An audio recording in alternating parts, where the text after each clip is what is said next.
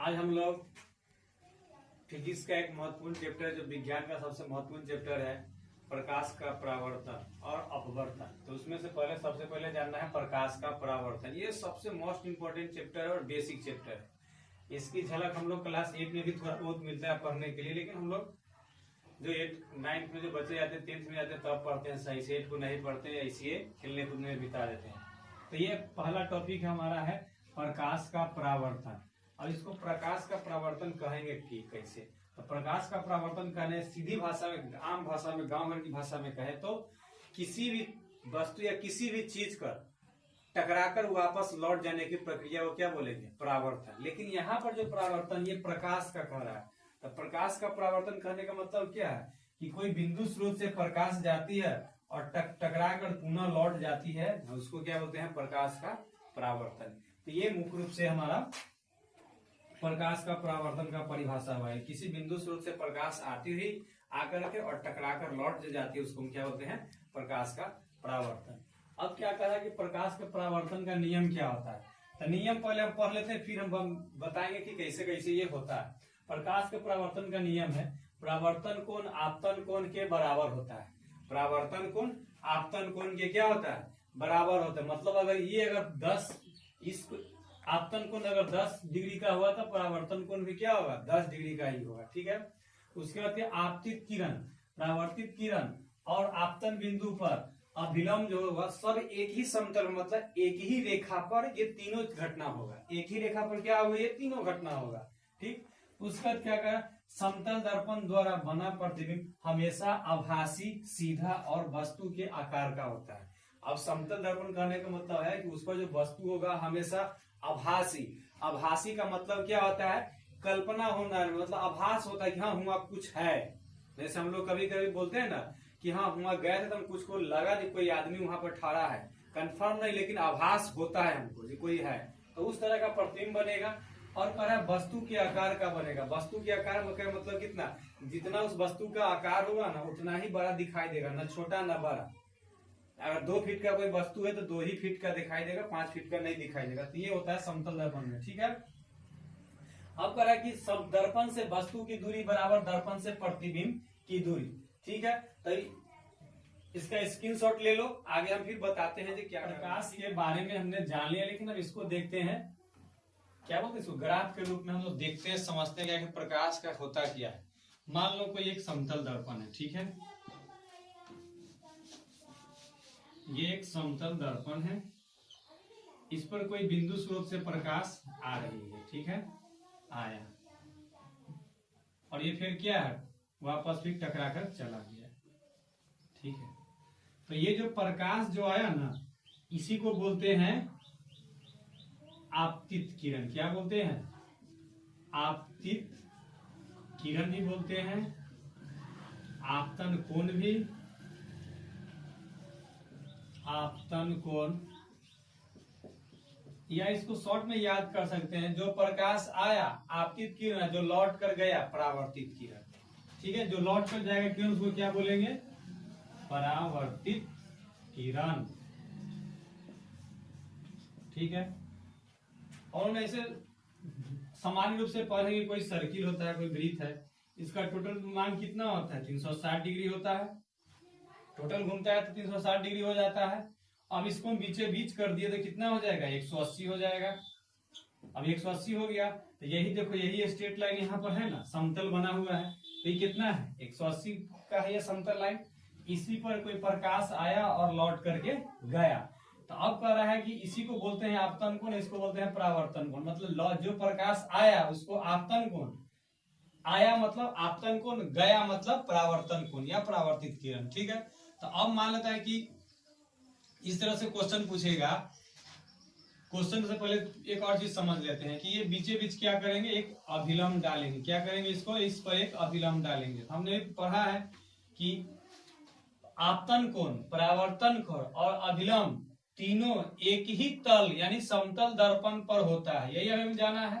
तो ये तीनों देखो एक ही, तीनों क्या है? परावर्तन कोण, अभिलंब और परावर्तित किरण, तीनों क्या है? एक ही समतल पर है।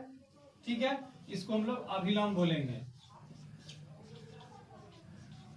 अभिलंब। तीनों क्या है, एक ही समतल दर्पण पर है। तो इसको जानने के लिए पीछे हम एक और बात समझते हैं, क्वेश्चन देखते हैं, समझते हैं कि कह रहा है कोई आपतन कोण समतल कोण से 30 डिग्री का कोण बनाता है, समतल तल से 30 डिग्री का कोण बनाता है। तो समतल तल मतलब क्या, ये हुआ समतल तल। अब कोई बिंदु से उससे प्रकाश आ रहा है, कितना डिग्री का कोण बना रहा है कि समतल तल से परावर्तित कोण कितना डिग्री का कोण बना रहा है, तो 30 डिग्री का। तो ये हमारा 30 डिग्री हो गया और लौट करके ये चला गया। इस तरह से तुम्हारा क्वेश्चन रहेगा और समझना है कि कैसे बनना है। एक और वाली इसमें बात थी कि कोई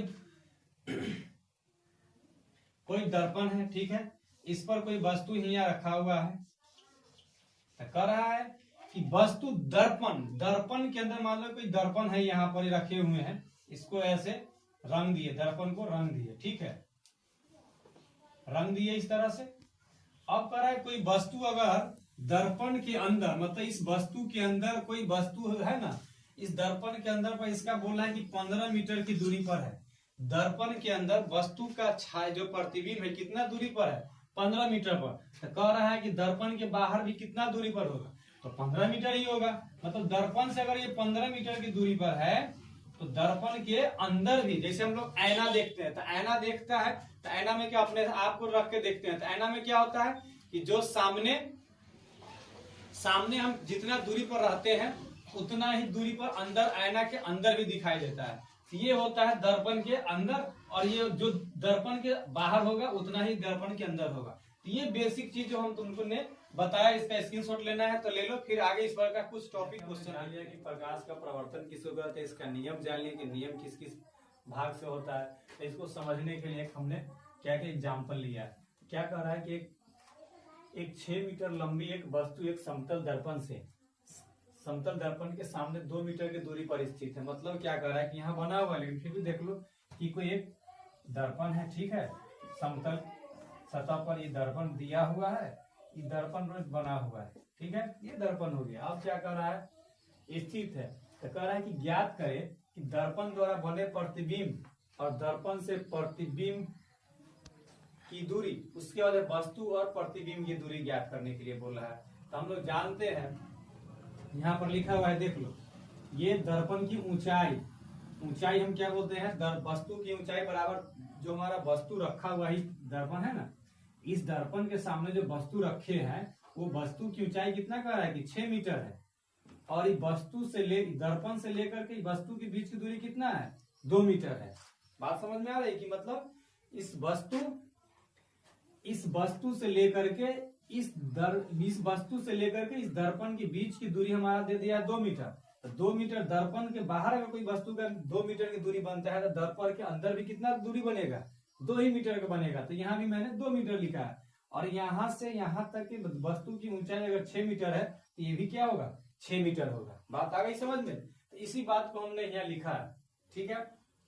तब तीसरा, सब ये 2 क्वेश्चन तो ऐसे ही बन गया। तीसरा क्या कर रहा है, वस्तु और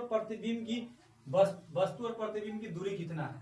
तो वस्तु कहाँ है, यहाँ है, वस्तु यहाँ से यहाँ है, तो यहाँ से यहाँ तक गया, तो इसके बीच की दूरी कितना है, 2 मीटर है। फिर इधर जो प्रतिबिंब बना है दर्पण के अंदर, उसका दूरी कितना है, 2 मीटर है। तो दोनों का अगर हम निकालते हैं तो यहाँ लिखा हुआ है कि वस्तु और प्रतिबिंब के बीच की दूरी बराबर दर्पण से वस्तु की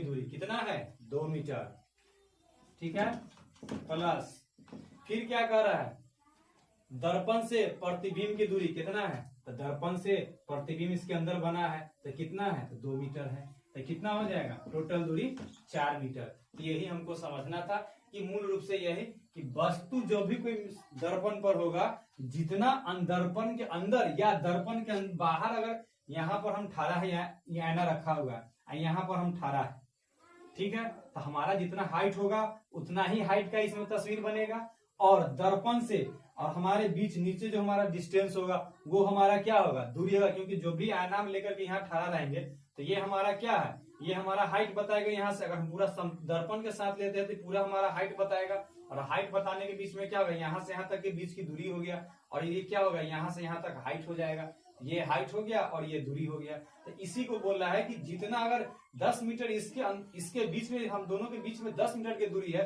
तो इस दर्पण के पीछे भी 10 मीटर की दूरी बनेगी। इसी बात को इस क्वेश्चन में कह रहा है। अब तब पूछा है कि वस्तु और प्रतिबिंब के बीच की दूरी कितनी होगी, तो दोनों हमारा 4 सेंटीमीटर मीटर हो गया। ठीक है, फिर कल हम इस पर चर्चा करते हैं।